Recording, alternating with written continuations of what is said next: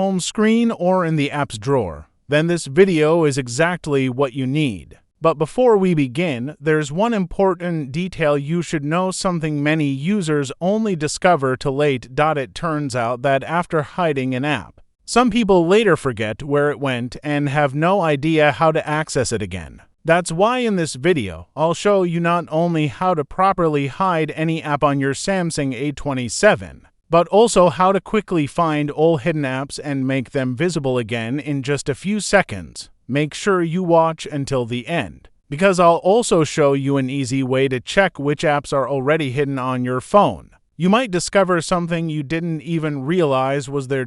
Now, without wasting any more time, let's jump into the Samsung Galaxy A27 settings and go through the entire process step by step.